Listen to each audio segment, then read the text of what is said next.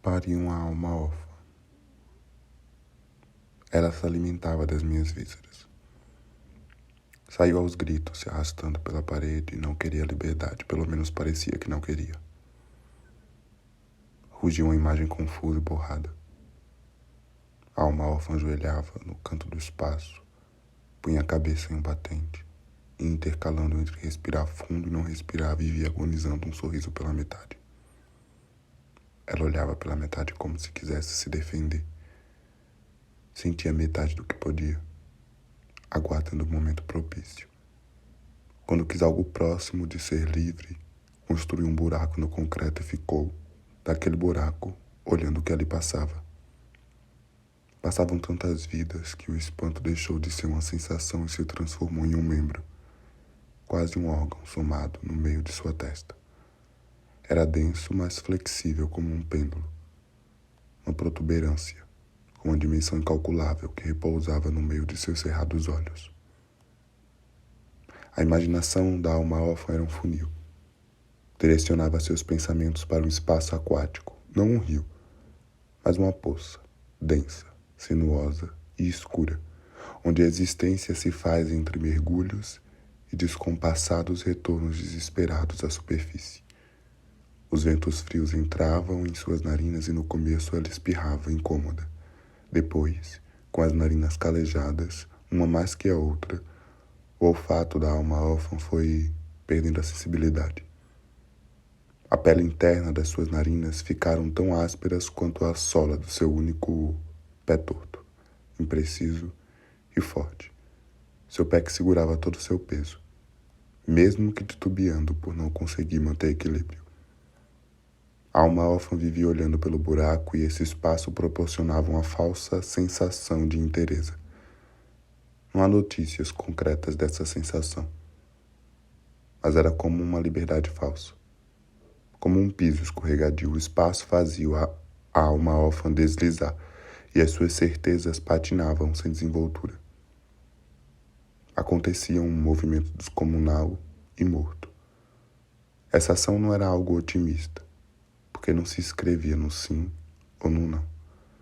Se fazia um deslizante talvez, que de longe ecoava em um ritmo descompassado. A alma órfã não era plena, mas imaginava estar perto de tudo o que ela assistia acontecer na sua imaginação, mesmo que escorregando em tudo, porque não se colava nada. Mas ela sentia que imaginar dilatava o seu limite, por isso não parava, por mais que sua imaginação ainda imitasse um funil. A alma órfã não era água, e muito menos o vento que do buraco via. O membro na testa crescia cada vez mais quando ela se preocupava. A preocupação foi se tornando um sentimento complexo, mas um sentimento daqueles que nem sempre precisa ser lembrado para ser levado em conta. Um sentimento que, como uma verruga, materializando-se, se formou do lado do membro para fazê-lo companhia. A alma órfã um dia acordou e estava em trabalho de parto. O que nasceu dela não era só, nem a alma órfã assim mais era. Agora, simplesmente alma. O que nasceu dela quando pôde perguntou o que era aquele buraco que a alma tinha aberto no concreto. Não houve resposta da alma. Então ele, sua cria, tratou de inventar as suas respostas e crer nelas. Disse em voz alta que aquilo era o início de outra coisa. Em voz alta para acreditar no que ele mesmo falava. Disse que era uma coisa, mas uma coisa que não batizou. E não foi por incapacidade. Na verdade, ele não se importava com nomes, por mais que nomes fossem muito importantes para ele. Que ironia. Uma vez ao correr em desespero para o buraco, depois de ouvir uma ave cantar, um pedaço do buraco abriu, mais luz entrou, e o vento frio foi ficando morto. Ele sentia os ventos com as mãos que agora cabiam no buraco, no meio-fio do buraco. Sentia que a temperatura tinha se transformado. A alma órfã não acostumada com o ambiente novo desfalecia de calor, derretia. Suas narinas estavam passando pelo efeito contrário da formação das crostas. A alma disse a ele que não precisava correr daquele jeito, que as coisas têm seu tempo. Ele não entendeu. Ele disse à alma que não iria sacrificar seu tempo ao tempo, porque para ele o tempo, como a alma conhecia, se alimentava de sacrifícios, de como as existências se sacrificam para o tempo perdurar, para o tempo se fazer físico, para que o tempo se eternizasse como foi e agora é, em tudo. Para ele os sacrifícios eram importantes e não poderiam ser desperdiçados com qualquer coisa. Ele não entendia o porquê do suor excessivo da alma. Não era tão quente assim, apenas menos frio que antes. Mas a alma, como uma caldeira, transpirava, virava água e gemia. Ele perguntou o porquê dos gemidos. A alma disse que entendia a visão dele do tempo, mas que sofria.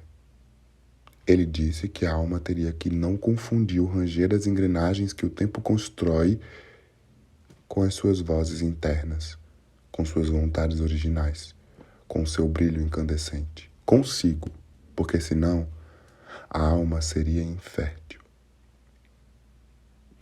A alma, um dia antes dele sentir que estava realmente gestando uma coisa, falou que o que viria não iria querer ficar mais ali. Nem respostas iria mais querer da vida, e muito menos a ele atenderia. Ele sorriu. Apertou a mão da alma e em um momento de choro, quando a alma estava indo, uma coisa começou a sair de dentro dele.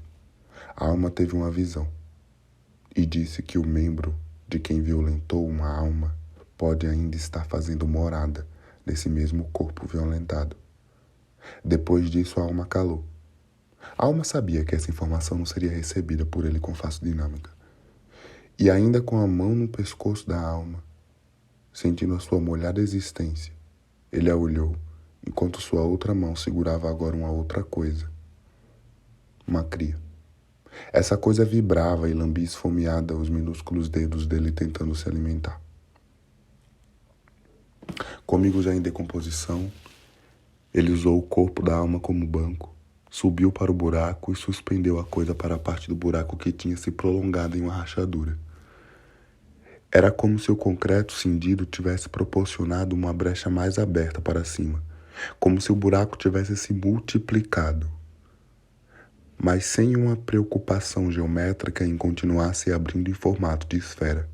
Ele sempre fazia esse movimento se levantando a coisa para que ela visse as coreografias que aconteciam fora dali. Até que um dia mais quente do que todos, a coisa pequena como era, tentando procurar um som que ouvia que não era ave nem nada, caiu para fora do rachão. Rebolou o concreto e, enrolando até longe dali, esbarrou com outra coisa maior e mais velha. Uma velha coisa que não respondia a nada com o que já se tinha, porque acreditava que o que já se tinha estava em alguma instância atingido pela dominação, pela chuva ácida, pelo vento curto, pelo calor desequilibrado, pelo tempo reto e pela vida projetada. Por isso essa velha coisa tentava se alimentar do seu próprio corpo, por crer que seu corpo, enquanto corpo quente e matéria, oriundo de uma imensurável cadeia de corpos iguais e desiguais, poderia lhe proporcionar uma força pré-ocupada. Outras mais velhas coisas do que a velha coisa chamavam essa força de intuição. A coisa perguntou à velha coisa o que ela fazia naquele espaço. A velha coisa respondeu que procurava o conhecimento. A outra coisa, assustada, sem que ninguém perguntasse, disse que tinha acabado de cair de casa, mas que achava que não queria voltar. A coisa perguntou para a velha coisa se ela procurava o conhecimento ou se queria ou estava disposta a criar também algum. Sem saber o que queria de certo, a coisa calada apenas olhava a coisa aflita, sem entender o porquê de uma pergunta tão específica e, para ela, sem noção. A velha coisa perguntou por que a coisa mais nova descartava tão fácil a sua intuição, ouvindo ela sem nenhum rigor. Depois de muito olhar, a nova coisa franziu a testa, arrumou uma das patas, segurou-se no chão e começou a parir uma pergunta com suas próprias mãos. O corpo que segura pode ser o mesmo que liberta. Basta saber como o corpo que nasce do corpo anterior irá lidar com essas forças. É por ter sofrido que muitas vezes pode ser poupada a manutenção desse sofrimento. A manutenção e a transferência esquálida, que não o transforma. Aqui mora um dos maiores dissensos que há. A audácia dos novos, como uma ação corporal, acabará com as turbulências herdadas nesse jogo do agora, para que outras turbulências possam nascer dentro das de antes. Com o parto difícil, a nova coisa se foi. Sobraram a velha coisa e a pergunta vagando sem sentido, sem saber se queriam achar o conhecimento ou conjurar algum e vivê-lo, compartilhá-lo, sem saber se desejavam realmente conhecer as coisas, sem saber, por exemplo, se suas reflexões eram fruto de suas bagagens ou erros, e se ambos, erros e experiências, não poderiam ser a mesma coisa, ter o mesmo peso, a mesma disposição e o mesmo cheiro grávido de memórias. Como testar o que não se tem? Como inventar para além do que se vê e com o que se vê? Como deixar a água tocar o peito? Como escorrer o mundo na peneira do seu couro, da sua própria pele? Como abraçar o ferro e a ferrugem do mineral que fizeram de nós? E como ir, sem somente ir? No caminho, uma pergunta questionou a velha coisa do porquê dentro da palavra conhecimento havia o termo cimento. Perguntou se a velha coisa não achava que isso poderia impedir o que de mais importante há em suas vidas, caso ela o encontrasse. Impedir uma suposta permuta por eternizar matérias, vontades e desejos, com água, explicações e areia. Com essa questão ecoando, ambas seguiram sem respostas. A pergunta mais confusa que a velha coisa, que confusa também estava, começaram juntas a perseguir um som que tinham ouvido em um sonho hostil e compartilhado.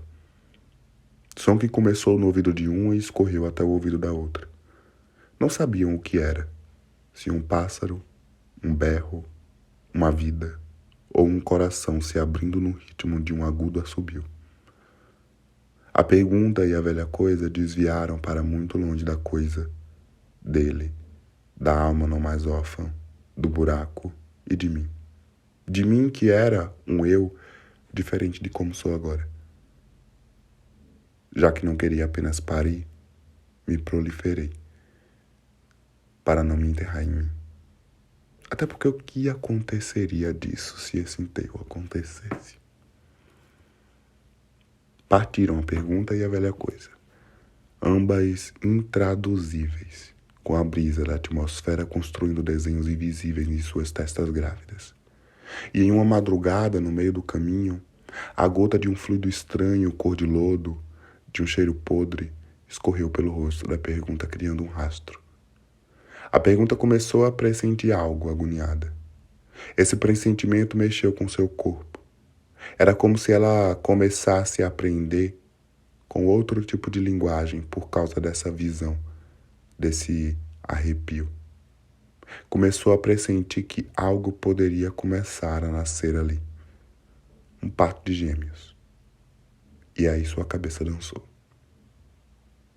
Ao abrir os olhos, antes de sumir depois de parir, ainda zonza, a pergunta viu as duas existências que saíram de dentro dela.